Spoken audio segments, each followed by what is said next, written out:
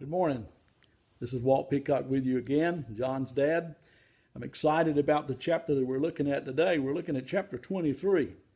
As you've continued reading here in the book of Acts, you've seen that Paul has finished his missionary journey. In chapter 20, he moves on toward Jerusalem. He wants to be there for the feast so that he can celebrate the feast, even though he understands justification by faith, but he's still in that Jewish nation, and he still wants to participate in these feasts and on these very special occasions.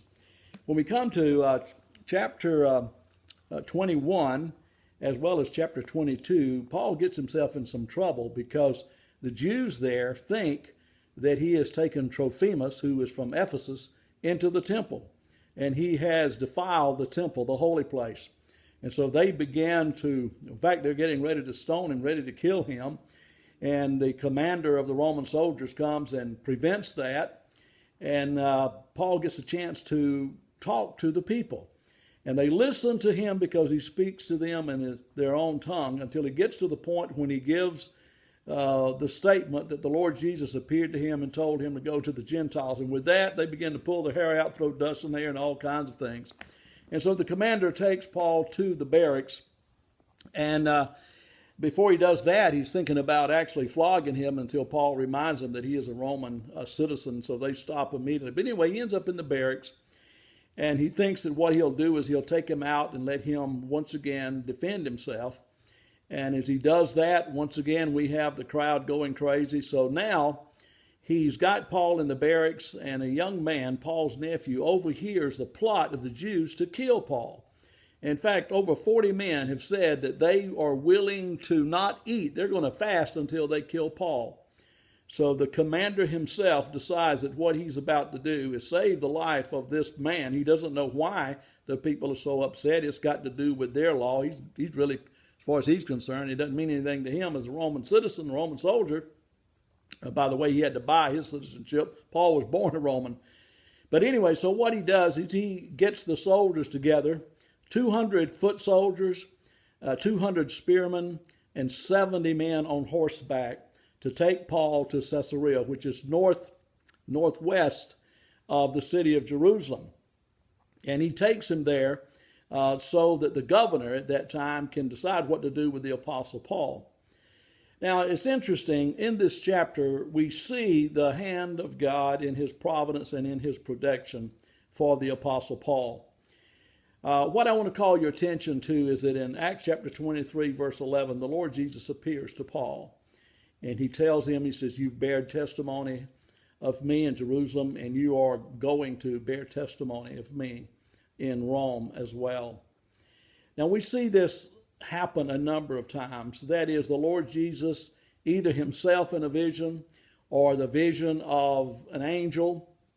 But time and time again, at critical moments in the life of the Apostle Paul, God intervenes. God steps in to bring encouragement and to remind the Apostle Paul of God's protective hand upon him.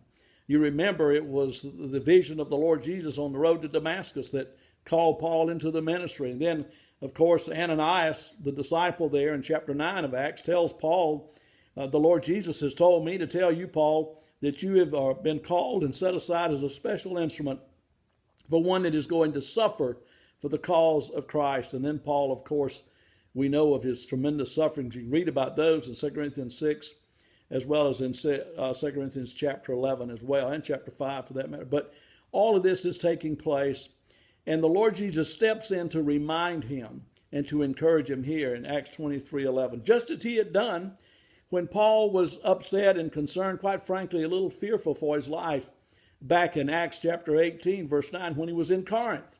He had been there for some time, yet he was running scared, you might say. And the Lord Jesus brought a vision himself. He came to encourage the Apostle Paul. We see two things here that I want to highlight. That one that I've just been talking about, how that at critical moments in the life of the Apostle Paul, the Lord Jesus steps in to encourage. I want to say that the Lord does that for you and for me as well. In critical moments, at crisis, the Lord Jesus steps in some way to encourage us. Most of the time, it's either in a devotional reading, it might be in the message of the preacher, It might be watching TV. It might even be listening to a song on the radio, a Christian song, and God speaks through that to encourage you and to remind you of his providential care and concern for your life. It happens often. Now, for one, I believe that even the Lord Jesus himself can give you a vision if he wants to, or in a dream, whatever the case might be. But primarily, the revelation of his encouragement comes through the Scriptures. We are strengthened and we are encouraged and we are comforted through the word of the living God from his word. And that's why you need to be in it all the time. God speaks to you through his word. He reminds you of his providential care in times of crisis as well as in casual times, I might add as well. The other thing we see is not only the encouragement of the Lord in reminding Paul of his purpose and his providential care, but the other thing we see too is that God uses the Roman soldiers to protect Paul.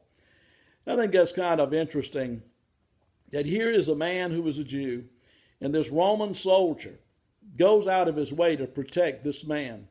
I mean, just think of it. You have 400 foot soldiers and 70 men riding on horseback to protect this Jewish rabbi, this Jewish prophet, we might say, and yet they don't even know why they're doing it other than they're doing it to save his life. It's interesting, is it not, that those that protected the life of Paul in this particular case, protecting him from the Jews, are the same people that later on took his life. He was executed by this Roman government. The ones here that protect him later executed him. Why did they execute him? Quite honestly, we really don't know. We suppose that they just didn't want to turn him loose because they thought he was a threat to the Roman Empire politically.